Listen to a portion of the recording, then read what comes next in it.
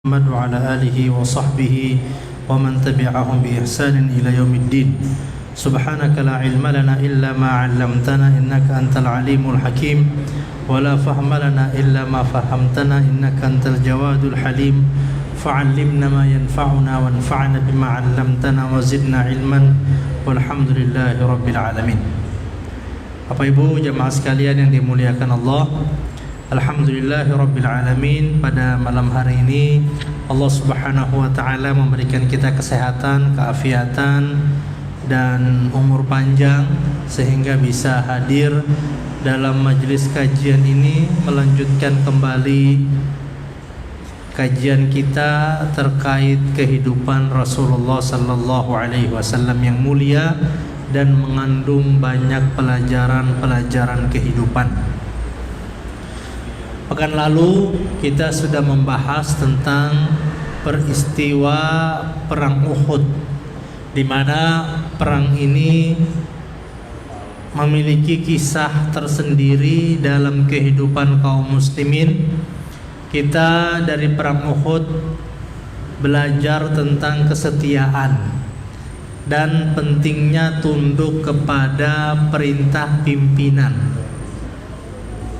Ketika Rasulullah sallallahu alaihi wasallam menempatkan pasukan panah di bukit yang kemudian saat ini dikenal dengan nama Jabal Rumat, beliau memerintahkan kepada mereka untuk tidak meninggalkan bukit itu apapun yang terjadi.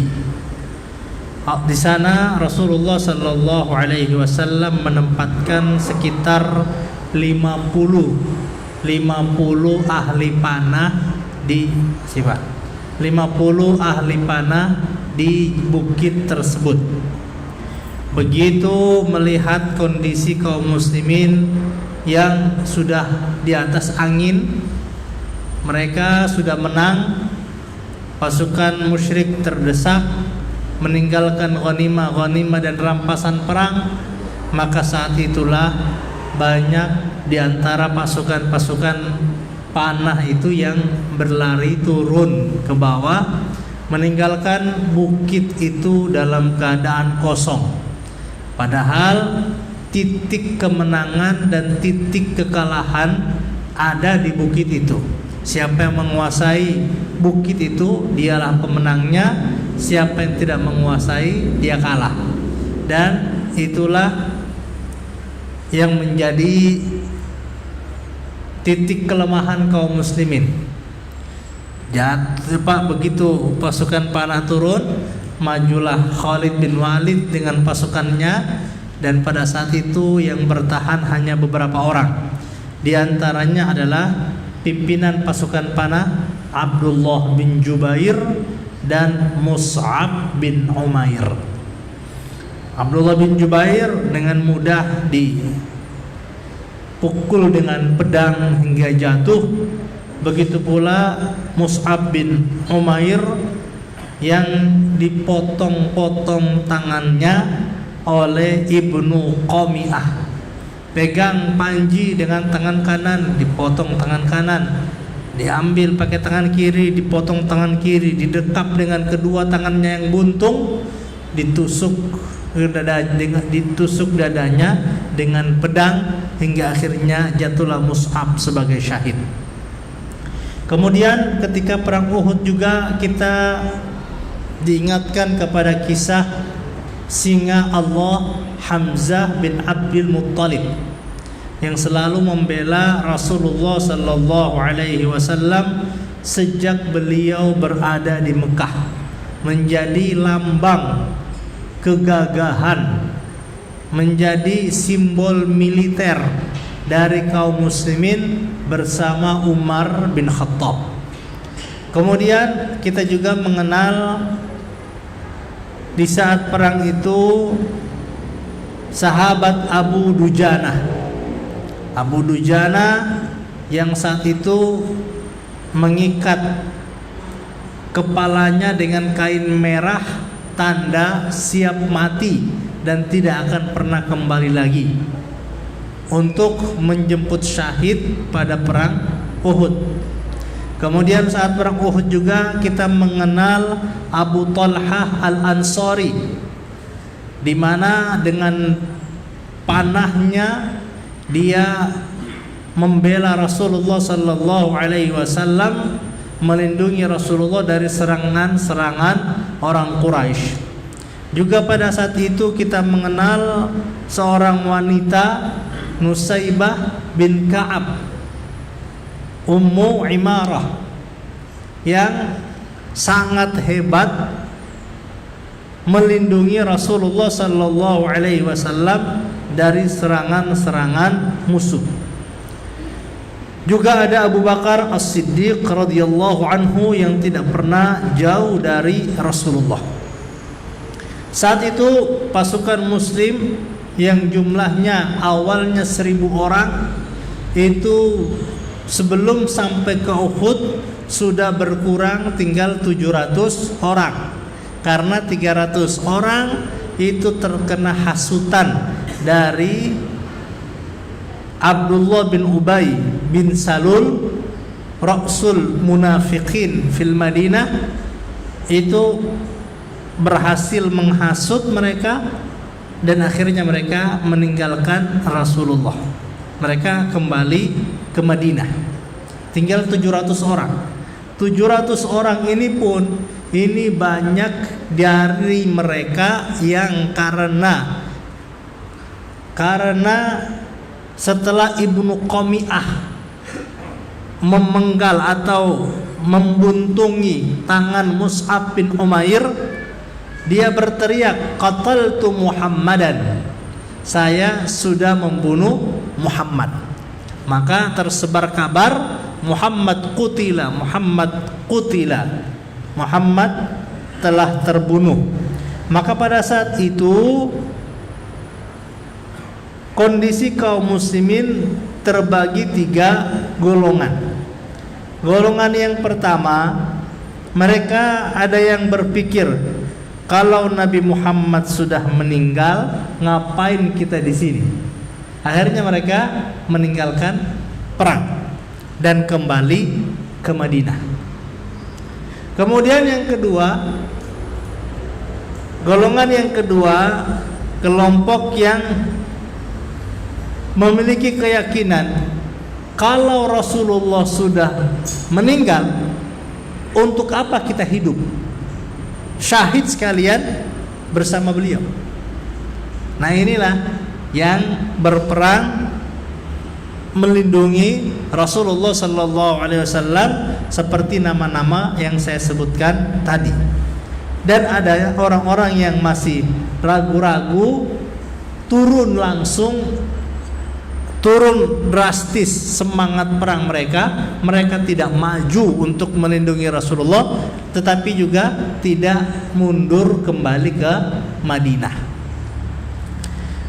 Kalau dalam surat Ali Imran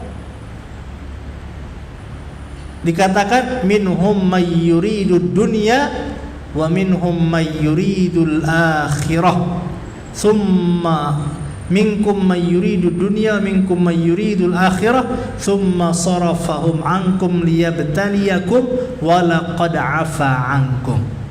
Orang-orang, bagaimana status orang-orang yang meninggalkan perang ketika di perang Uhud itu? Banyak yang kembali ke Madinah. Maka Rasulullah mengatakan, Allah menyatakan di ayat itu, di antara kalian mayyuridud dunya, ada yang ingin dunia. Wa minkum mayyuridul akhirah, di antara kalian ada yang ingin akhirat. Walaqad sarafakum anhum liyabtaliyakum. Kemudian ditutup dengan ayat walaqad afa ankum. Ayat ini merupakan penegasan bahwa semua yang mengikuti perang Uhud, baik yang tinggal ketika perang maupun yang kembali ke Madinah, dua-duanya mendapatkan ampunan dari Allah Subhanahu wa taala. Jadi mereka walaupun sudah melakukan dosa, tetapi telah mendapatkan ampunan dari Allah taala. Itulah para sahabat Rasulullah sallallahu alaihi wasallam yang mulia. Bapak Ibu jamaah sekalian yang dimuliakan Allah, ketika banyak orang yang kembali ke Madinah, maka Rasulullah sallallahu alaihi wasallam tidak ingin orang-orang yang masih hidup, sahabat-sahabat yang masih bersamanya pada saat itu bakal menjadi samsak gitu ya, atau titik serang dari pasukan-pasukan Quraisy yang saat itu berjumlah 3.000 orang. Apa yang dilakukan oleh Rasulullah? Beliau memerintahkan untuk mundur. Beliau memerintahkan pasukan untuk mundur. Ini jumlah kita sudah sedikit. Ini kalau kita tetap bertahan, Rasulullah sudah kena panah di kedua pipinya ini. Berdarah wajah Rasulullah. Beliau bilang mundur. Mundur, pasukan mundur. Mundur kemana? Apakah sampai ke kota Madinah? Tidak. Mereka membuat benteng atau mereka membuat kemah pertahanan di sebuah tempat bernama Hamra'ul Asad. Jadi Hamra'ul Asad ini menjadi garis batas demarkasi pasukan kaum muslimin ketika pada tanggal 8 Syawal tahun 3 Hijriah itu, tepatnya hari Sabtu pagi terjadi perang Uhud. Sabtu sore karena kekalahan yang melanda kaum muslimin, maka Rasulullah memerintahkan mereka untuk mundur sampai ke Hamra'ul Asad. Apa yang dilakukan oleh Rasulullah sallallahu alaihi wasallam sampai ketika di Hamra'ul Asad itu? Ketika di Hamra'ul Asad dalam keadaan babak belur diserang oleh pasukan kaum muslimin, Rasulullah sallallahu alaihi wasallam memanggil Bilal. Bilal, umumkan, inna Rasulullah sallallahu alaihi wasallam ya'murukum bitalabil adu wa la yakhruju ma'ana illa man syahidal qitala bil amsi. Wahai Bilal, umumkan bahwa Rasulullah memerintahkan kalian untuk mengejar musuh dan tidak boleh ada yang ikut pada perang Hamra'ul Asad ini kecuali yang kemarin ikut perang Uhud sampai selesai. Jadi ini ada perang berikutnya, namanya perang Hamra'ul Asad. Tidak boleh ada yang ikut di sini kecuali yang ikut perang Uhud kemarin, yang sudah balik ke Madinah, yang sudah meninggalkan medan perang, tidak boleh balik lagi untuk ikut perang ini. Bagi para sahabat, ikut perang itu jadi candu gitu. Jadi keinginan. Kenapa? Karena bagi mereka itu hadir di medan perang adalah kemuliaan. Tidak diizinkan ikut perang itu sesuatu yang menyakitkan gitu ya. Dan bagi Rasulullah, bagaimana cara beliau menghukum orang-orang yang meninggalkan perang? Caranya adalah tidak boleh ikut perang Hamra'ul Asad. Nah, pada saat perang Hamra'ul Asad ini, Rasulullah menerapkan satu strategi perang yang canggih. Kenapa Rasulullah balik menyerang? Maka kemudian banyak juga kalau kita baca kitab-kitab sirah yang menyatakan, yang para ahli sejarah menolak bahwa Rasulullah itu kalah pada perang Uhud. Kenapa? Yang namanya pasukan yang kalah itu pasti mereka akan terdesak.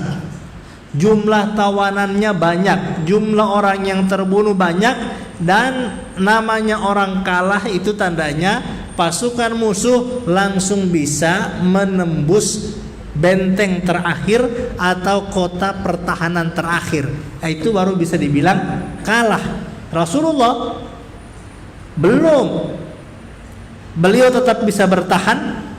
Beliau jumlah tawanan tidak terlalu banyak, dan serangan itu bisa dipatahkan di Hamraul Asad, tidak sampai ke kota Madinah yang jauhnya masih puluhan kilometer. Apa yang dilakukan oleh Rasulullah? Sabtu pagi itu mereka perang Uhud, Sabtu sore Rasulullah itu menarik pasukan ke Hamraul Asad. Malamnya itu Rasulullah memerintahkan untuk buat api unggun sebesar-besarnya. Jadi Rasulullah memerintahkan buat api unggun, kemudian nyalakan, buat keributan di sekitar api, gitu ya.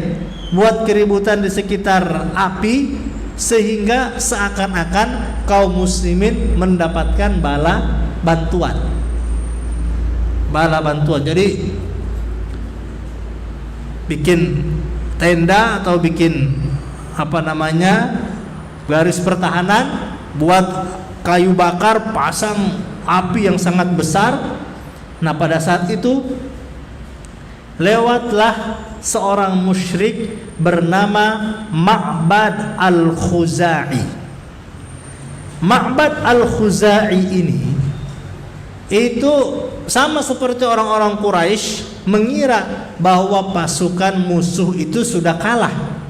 Bahkan Abu Sufyan itu sempat memerintahkan kepada pasukan-pasukan musyrik itu untuk mengejar kaum muslimin. Kejar mereka, siapa yang ketemu habisi langsung. Tapi begitu pada Sabtu malam Ma'bad Al-Khuzai melihat api yang menyala-nyala ini, dia langsung kembali ke kota Mekah, lapor kepada Safwan bin Umayyah. Ketemu Safwan bin Umayyah dan juga ketemu dengan Abu Sufyan. Melihat Ma'bad ini baru dari arah kota Madinah, Abu Sufyan langsung tanya, "Ma wara'aka ya Ma'bad?" Apa yang terjadi wahai Ma'bad? Kok cepat-cepat begini menunggang kuda, memacu dengan cepat? Faqala wayhakum inna Muhammadan qad kharaja fi ashabihi yatlubukum fi jam'in lam ara mithlahu qattu.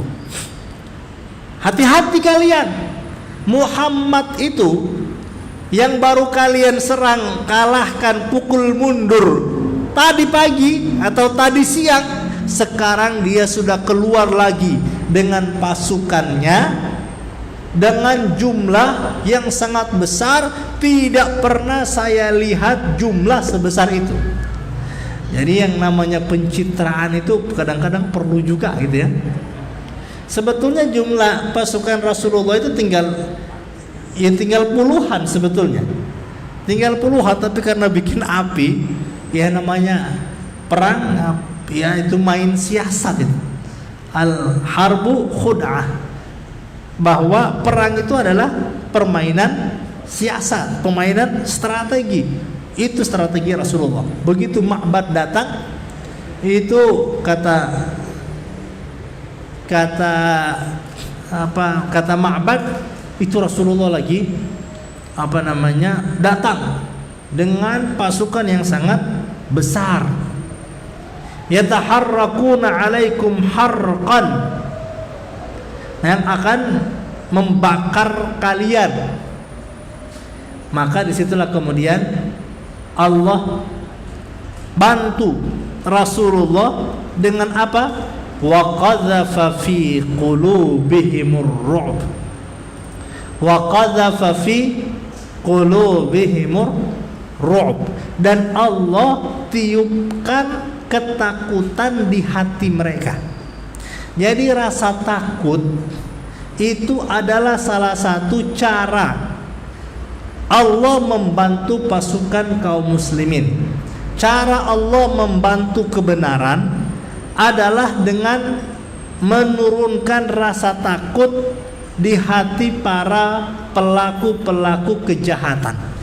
Ada panik, ada rasa takut. Dan karena kepanikan dan ketakutan itu kadang-kadang menghilangkan akal sehat, sehingga apa saja dilakukan supaya menang gitu ya. Kenapa? Karena sudah timbul rasa takut, rasa panik di hati mereka. Dan itu yang ada sampai sekarang, yaitu adanya rasa takut di kalangan pelaku kejahatan.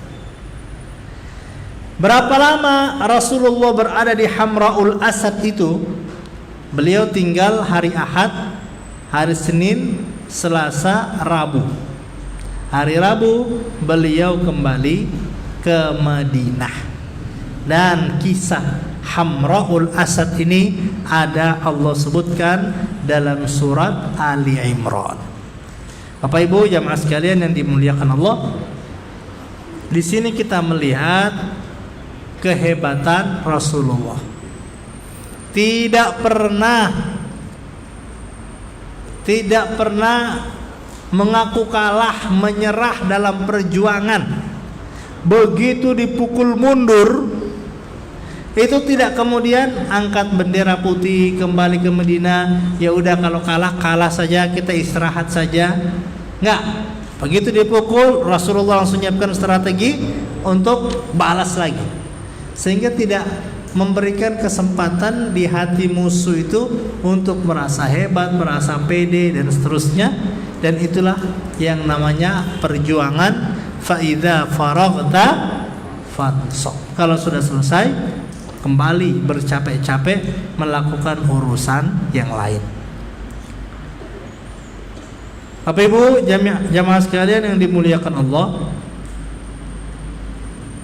itulah kejadian perang Hamra'ul Asad pada tahun ketiga Hijriah. Kemudian pada tahun 4 Hijriah terjadi Ghazwatu Bani Nadir, perang Bani Nadir,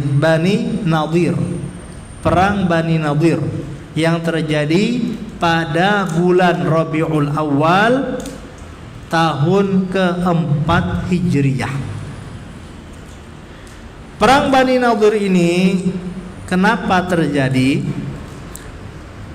Karena Bani Nadir, orang Yahudi itu, mereka melanggar perjanjian dengan cara yang sangat yang sangat kasar, yang sangat memalukan. Kenapa? Antara Rasulullah dan orang-orang Yahudi di Madinah itu sebetulnya mereka sudah punya kesepakatan yang tertuang dalam Wathiqah Madinah atau Piagam Madinah, di mana dalam Piagam Madinah itu kaum muslimin Yahudi dan juga penduduk-penduduk yang ada di sana yang belum masuk Islam itu mereka akan saling menjaga, akan saling melindungi satu sama lain, akan hidup berdampingan dengan penuh kedamaian. Itu yang isi dari perjanjian yang disepakati oleh Rasulullah dan orang-orang Yahudi. Ada 3, Bani Nadir, Bani Quraidah dan Bani Qainuqa, ya, di Madinah saat itu.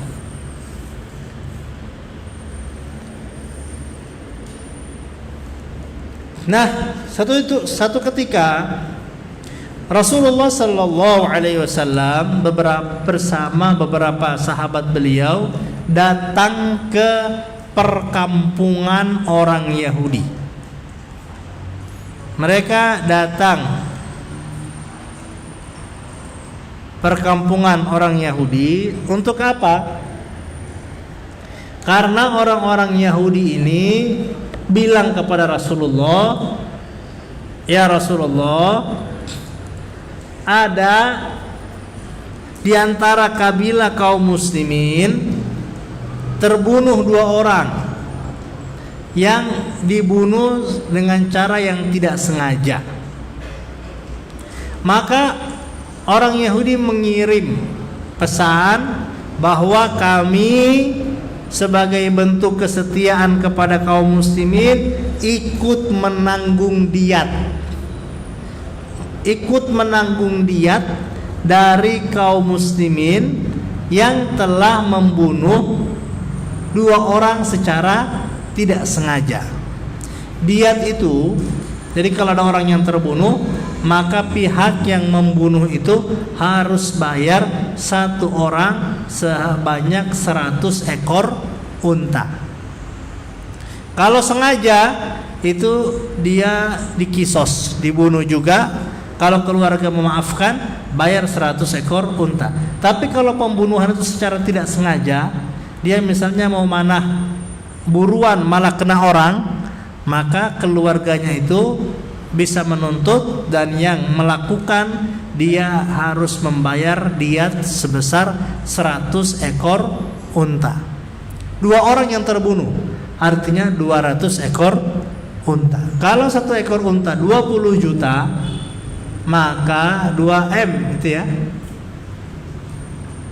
kira-kira 20 juta tambah 200 ya, 200 juta. 2M benar ya? Harus bayar 2M tuh kalau ada yang terbunuh. 2 berarti kan 4M. Maka orang Yahudi menawarkan diri.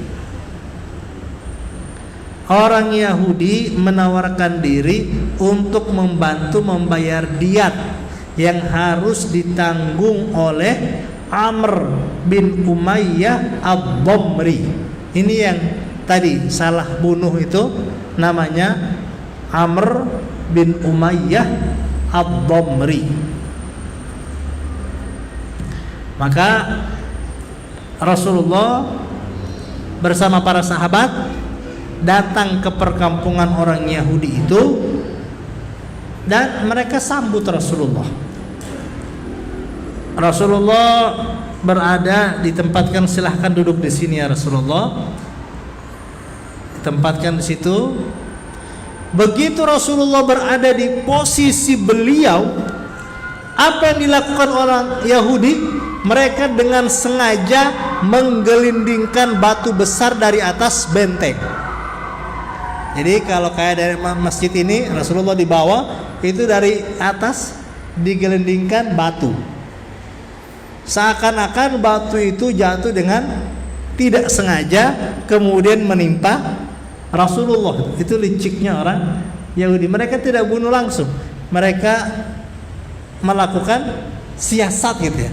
Melakukan siasat. Batu itu digelindingkan dari atas dan pas memang diukur akan menimpa Rasulullah yang ada di bawah. Pada saat itulah malaikat Jibril datang. Malaikat Jibril datang langsung menarik tangan Rasulullah, "Awas Muhammad." Maka Rasulullah langsung pindah pada saat itu, dan beliau segera kembali ke Madinah selamat. Beliau selamat, segera kembali ke Madinah. Jadi mereka melakukan dua kecurangan. Pertama, mereka melanggar janji untuk saling menjaga, saling berdamai dengan kaum muslimin. Kemudian yang kedua, mereka mau bunuh Rasulullah. Maka pada saat itu Rasulullah mengirimkan Muhammad bin Maslamah.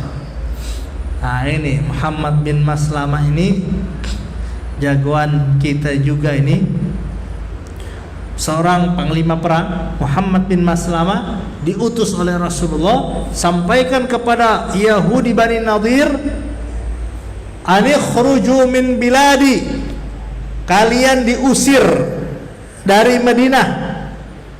"Laqad naqadtumul ahda," kalian telah melanggar perjanjian alladzi ja'altu lakum mimma jama'atum bihi minal ghadar, atas perlakuan dan penipuan kecurangan yang kalian lakukan. Wa qad ajjaltukum 'ashran, aku beri waktu 10 hari untuk meninggalkan kota Madinah. Faman ru'iya ba'du minkum darabtu 'unuqahu, siapa saja yang 10 hari ke depan, setelah 10 hari ke depan masih ada di kota Madinah, maka akan dipenggal lehernya. Ini seperti yang diceritakan di surat apa? Surat Al-Hasyr. Surat tentang pengusiran.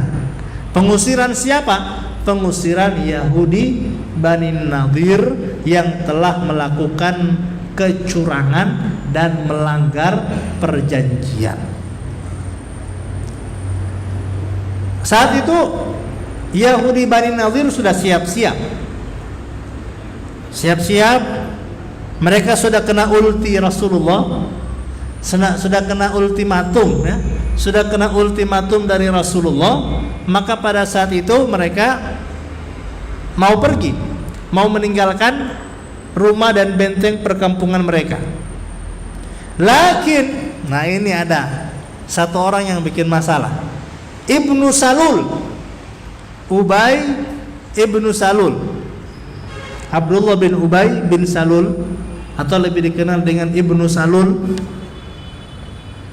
Ra'sul Munafiqin. Memang orang munafik itu di mana-mana jadi sebab kekacauan itu.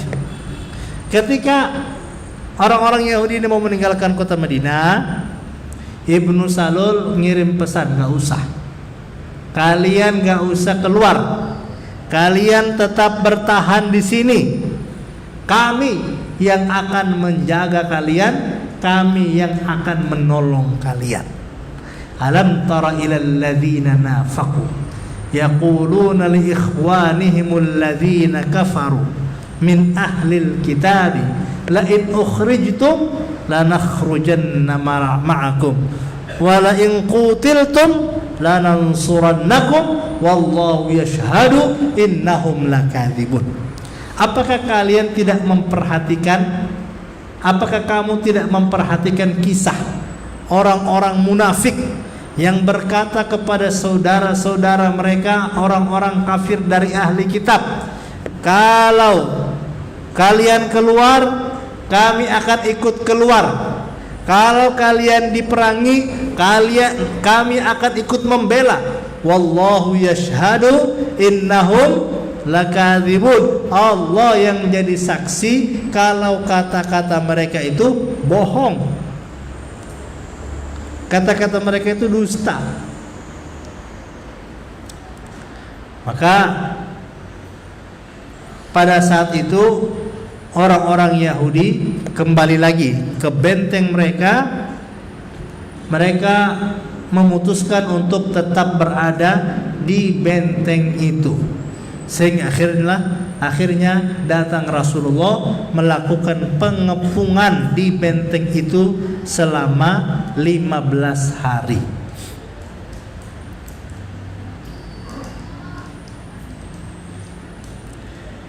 Kemudian pada saat itu Rasulullah sallallahu alaihi wasallam memerintahkan untuk memotong pohon kurma, dan pada saat itu ternyata orang-orang Yahudi masih aja, Muhammad, katanya nggak boleh melakukan kerusakan, malah kamu membuat kerusakan dengan menebang pohon kurma gitu ya. Tapi kemudian ini memang lagi-lagi suasana perang. Kalau mereka menyerah, urusan selesai. Tapi mereka bertahan sampai 15 hari. Kemudian akhirnya mereka minta kepada Rasulullah setelah merasa takut yang luar biasa, tidak mampu lagi melawan Rasulullah sallallahu alaihi wasallam, maka Nabi setuju. Oke, kalau kalian menyerah, mau keluar kota Madinah, kalian diizinkan oleh Rasulullah. Diizinkan oleh Rasulullah bawa unta-unta mereka dan barang-barang yang mampu dibawa oleh unta itu. Tapi apa? Yukhribuna buyutahum biaidihim wa aidil mu'minin. Mereka itu menghancurkan rumah-rumah mereka yang mereka tinggali itu. Jadi punya rumah, dihancurin rumah-rumahnya. Supaya apa? Supaya tidak digunakan oleh kaum muslimin. Jadi rumah-rumahnya dihancurin sendiri supaya tidak digunakan oleh kaum muslimin.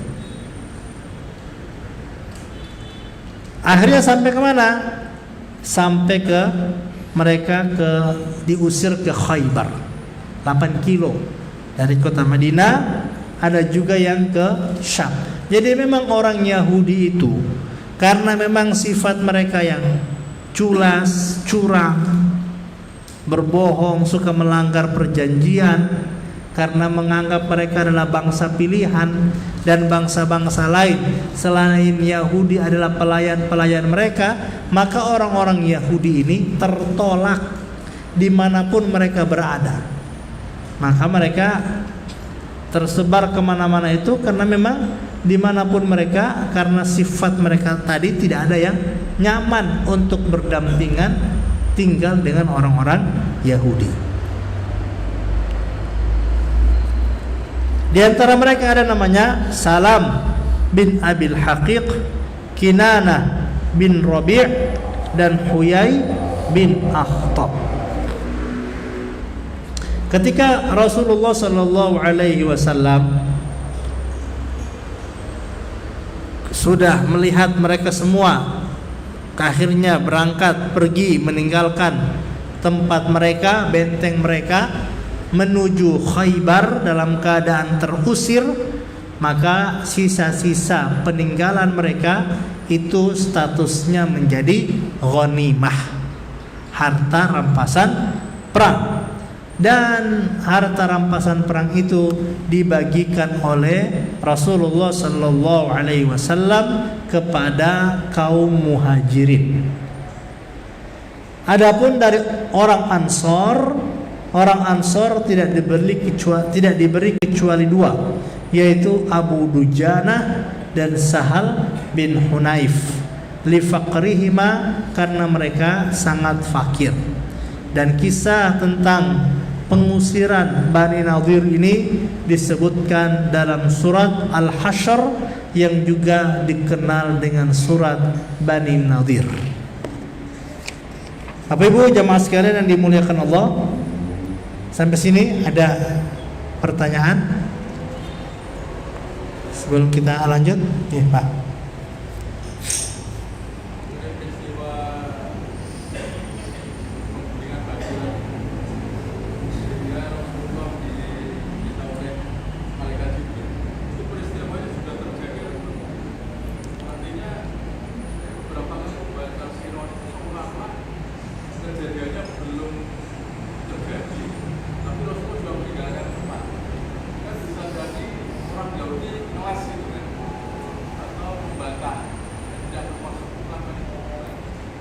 Ya, jadi memang ini jadi kalau kalimatnya di sini fattafaqal yahudu ala ightiyali sallallahu alaihi wasallam fi tilkal lahdha bi ilqa'i sakhratin alaihi wa huwa jalis. Jadi kesepakatan orang-orang Yahudi saat itu untuk membunuh Rasulullah pada saat itu. Kemudian yang akan melaksanakannya adalah Amr bin Jahash. Jadi ya bisa saja ya, Allah alam, ini sifatnya kesepakatan untuk membunuh Rasulullah dengan menggulingkan batu itu, dan yang akan menjadi pelaksananya namanya Amr bin Jahash. Allahu a'lam. Ini apakah kemudian sudah siap-siap mendorong batu itu, kemudian Rasulullah langsung pergi, atau memang benar-benar sudah terjadi? Kalau di sini memang Nabi Shallallahu Alaihi Wasallam langsung meninggalkan tempatnya ketika mendengar adanya kesepakatan itu. Jadi mungkin bisa saja akan ya baru mau terjadi, tapi kemudian itu sudah diketahui. Tetapi memang semuanya itu terbongkar dengan jelas. Artinya Yahudi itu tidak bisa lagi ngeles pada saat itu, karena semua orang sudah menyaksikan batunya itu sudah siap, orang yang mau melakukan juga sudah siap melakukan, dan ternyata Rasulullah sudah tidak ada. Jadi kalau sekarang itu penjahatnya itu sudah ketahuan gitu ya, yang akan melakukan, sehingga untuk ngeles itu sudah tidak bisa lagi, semuanya sudah nyata di depan mata. Oke, demikian. Ada lagi?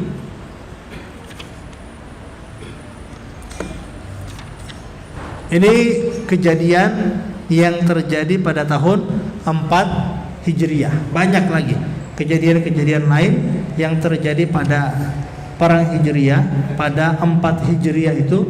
Tetapi memang yang dikisahkan dalam buku ini adalah kejadian-kejadian yang paling penting, dan bukti itu penting karena kemudian diabadikan dalam Al-Quran.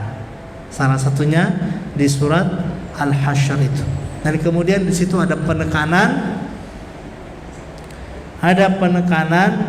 tentang banyak hal ya, tidak hanya orang Yahudi, tapi juga tentang Muhajirin, tentang orang-orang Ansor, tentang orang-orang setelah mereka, dan kemudian ditutup dengan peringatan bahwa yang akan menjadi senjata menghadapi orang-orang Yahudi itu adalah Al-Quran ya, disebutkan dalam surat tersebut.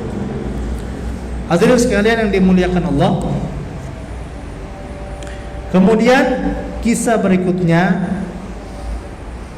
kisah yang terjadi pada tahun 5 Hijriah, yaitu Ghazwatul Ahzab, adanya perang Ahzab atau perang Khandaq.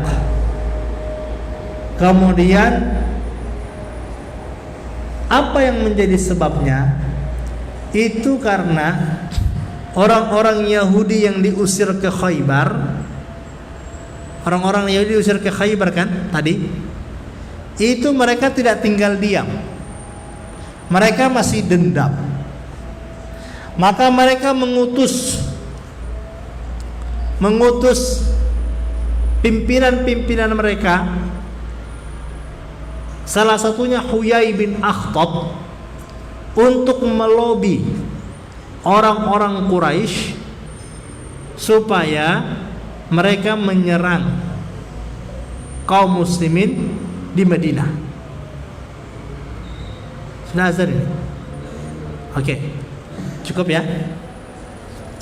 Untuk perang Ahzab insyaallah akan kita lanjutkan lagi pada pekan depan. Demikian, jazakumullah khairan. Assalamualaikum warahmatullahi wabarakatuh.